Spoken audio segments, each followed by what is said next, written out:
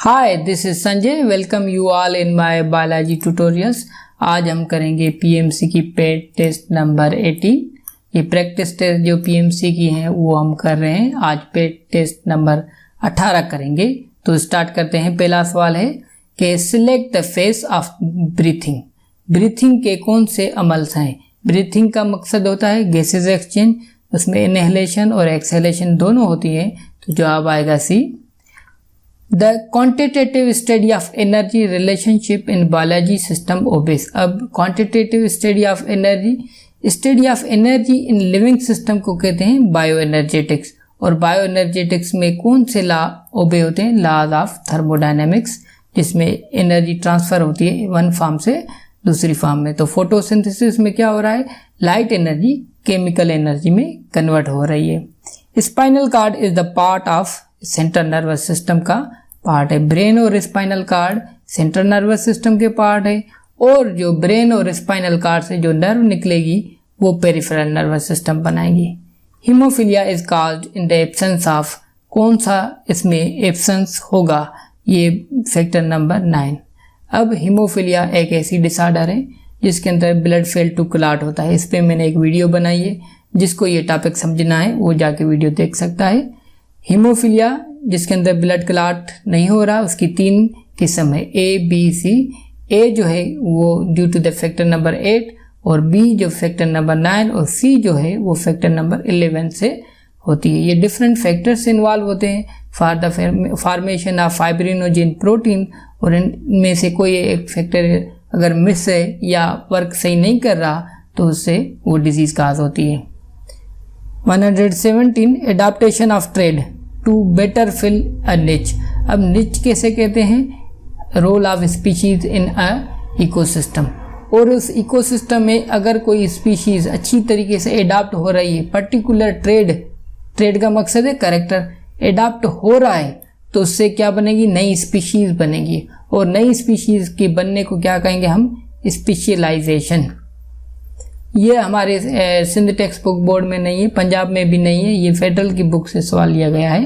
यूप्लेक्टिलिडा belong to phylum porifera. Porifera से ये ताल्लुक रखता है species. Phagocytosis is a form of dash. Phagocytosis में क्या होता है? मटेरियल इनसाइड आता है, तो इसके अंदर क्या होगा? एंडोसाइटोसिस, मतलब के getting food inside. Which element has function in opening and closing of stomata. Opening और क्लोजिंग ऑफ स्टोमेटा में एक लाइट का रोल होता है और दूसरा कैल्शियम का रोल होता है, नहीं पोटेशियम का रोल होता है। What is the name of tube that carries the sperm from testis to the urethra. अब जो स्पर्म्स जो हैं वो बनते हैं सेमिनिफरस ट्यूब्यूल्स में, उसके बाद वो एपिडाइडमस से निकल के वास डिफरेंस से होते होते इजिक्टरी डक्ट से निकलते यूरिथ्रा से निकल जाते हैं। तो इसमें कौन सा आएगा? इसमें आएगा स्पर्म डक्ट, क्योंकि जो वे एपिडाइडमस और वास डिफरेंस को दोनों को मिला के हम स्पर्म डक्ट बोलते हैं। In mixed inhibition allosteric effect enzyme की शेप पर वो चेंज कर देता है।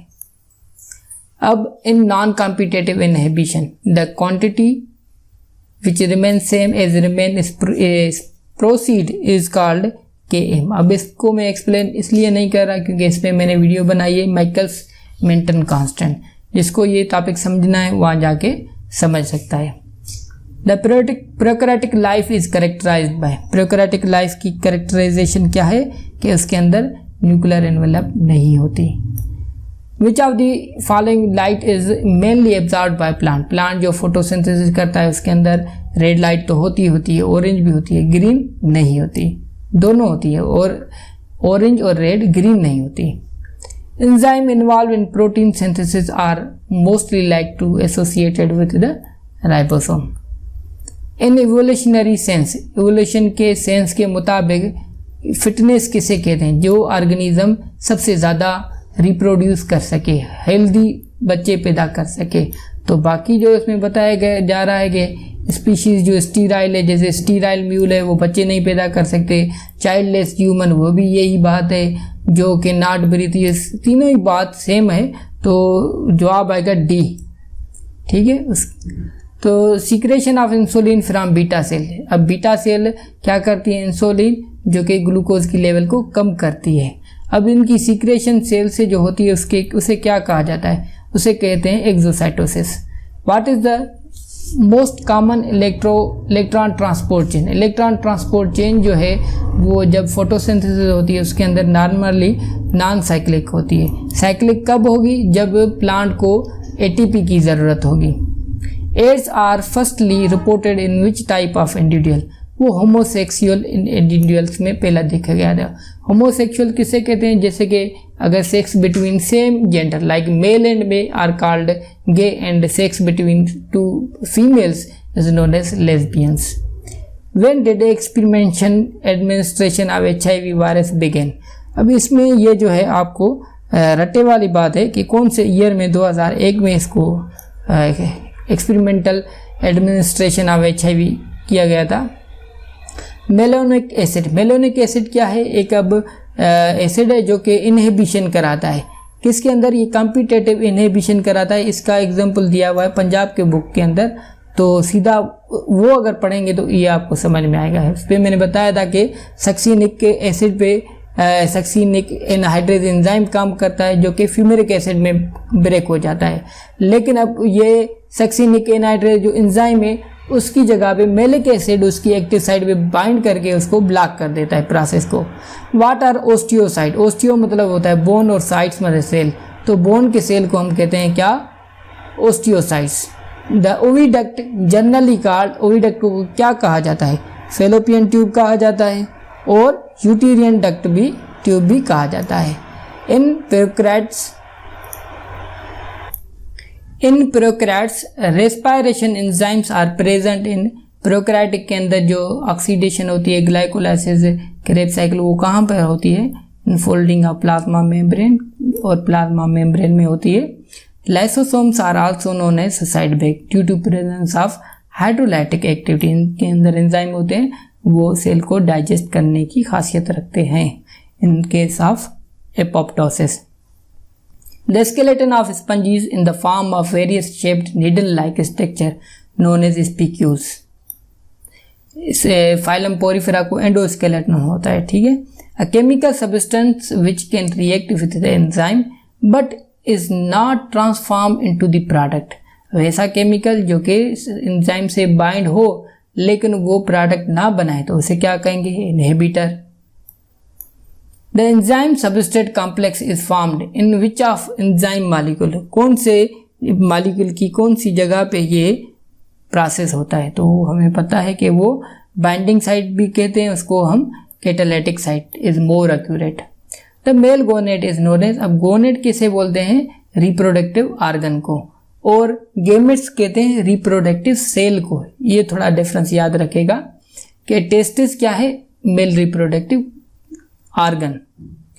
रिगर मोर्टस एक कंडीशन होती है जब at the time of death, जब वो हाथ और बॉडी की मसल्स जो स्टफ हो जाते हैं उसे कहते हैं रिगर मोर्टस। अब ये मसल स्टफ क्यों होते हैं आफ्टर डेथ, क्योंकि मसल कंट्रैक्ट नहीं होंगे, मसल उस जगह पे क्रॉस ब्रिजेस उनकी फॉर्मेशन होगी, मायोसिन और एक्टिन फिलामेंट की आपस में क्रॉस ब्रिज होगी। अब वो क्रॉस ब्रिज कब टूटती है, जब नए एटीपी उस पर लगे। अगर कोई बॉडी की डेथ है तो नए एटीपी तो बनेंगे नहीं, तो उसमें क्रॉस ब्रिज नहीं टूटेगी, तो वो एक कंडीशन बनाती है जिसे हम बोलते हैं रिगर मोर्टस।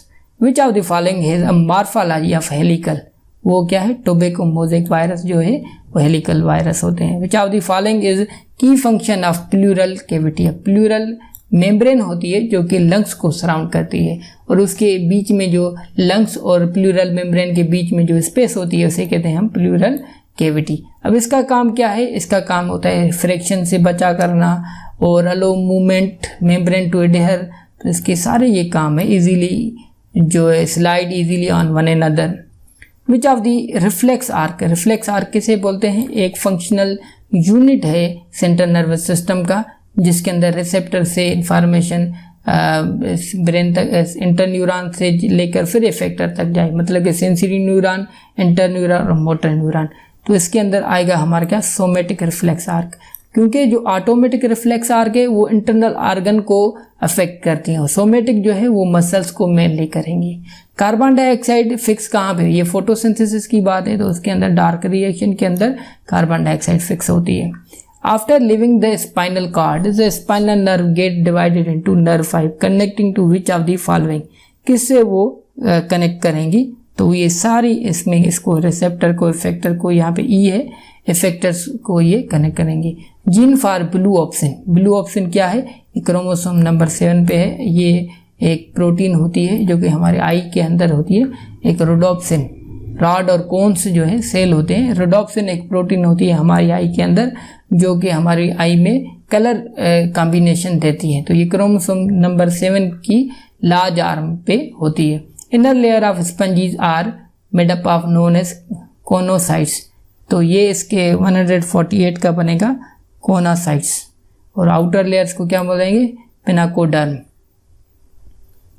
अब सवाल है नेचुरल सिलेक्शन कैन इम्प्लीफाई और डिमिनिश हेरिटेबल डिसऑर्डर्स को क्या करेंगी, वो या तो इफेक्ट करेगी या उसको फायदा देगी, या इम्प्लीफाई मतलब कि इसको बढ़ाएगी उस कैरेक्टर को या उस कैरेक्टर को ख़त्म कर देगी। The double layered thin membrane sac that cover lungs, अभी हमने डिस्कस किया था कि लंग्स की मेम्ब्रेन को कहते हैं हम प्लूरल। द ए बेंड, ये अब सार्कोमेयर जो सार्कोमेयर एक कंट्रेक्टाइल यूनिट है मसल्स का, तो उसकी बात की जा रही है कि A band further divided into H zone. In a certain species of feline all males are much longer than female, अब सेक्सुअल डायमॉर्फिक है, members of either sex that are intermediate size struggle to find mate, what principle best describe this phenomena, ये किस बात को phenomena को बता रहा है, ये बोल रहा है डिसरप्टिव सिलेक्शन। अब जेनेटिक ड्रिफ्ट क्या है, change in gene allylic frequency है, और किसी कैरेक्टर को सिलेक्ट किया जाए डायरेक्टली तो उसे कहेंगे डायरेक्ट सिलेक्शन, और बोटलनेक क्या है, ये जेनेटिक ड्रिफ्ट का टाइप है। अगर आप कहें तो मैं जेनेटिक ड्रिफ्ट, बोटलनेक और फाउंडर इफेक्ट पे एक वीडियो बना दूंगा।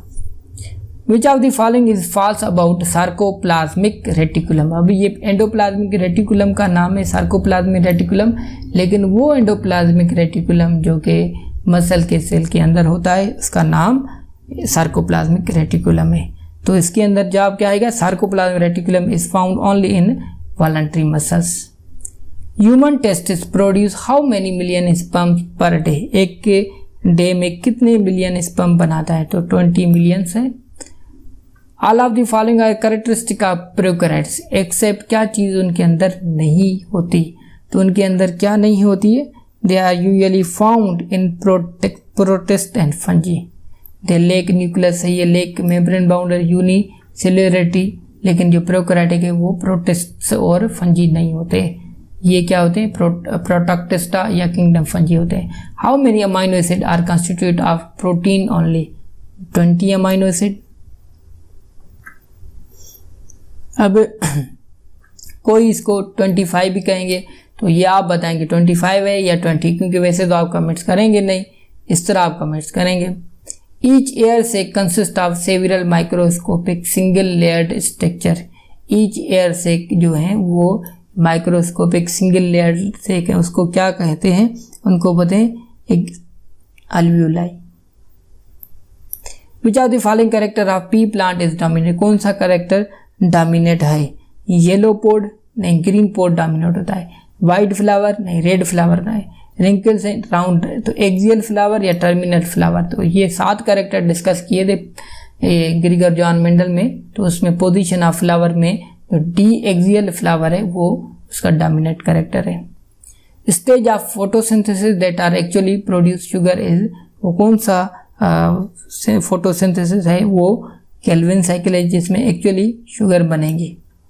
In human the total inside capacity of lung is 5 litre, 5 litre air की गुंजाइश उसके अंदर होती है। न्यू डार्विनिज्म किसे बोलते हैं, जब डार्विन की थ्योरी आई तो सारे लोग डार्विन को देख रहे थे, उसकी स्टडी कर रहे थे, उसके बाद ग्रीगर जॉन मेंडल की आई तो मेंडल को कहा अच्छी बात है, तो डार्विन ने बात की थी कंटिन्यूस वेरिएशन की और मेंडल ने कहा था डिसकंटिन्यूस वेरिएशन।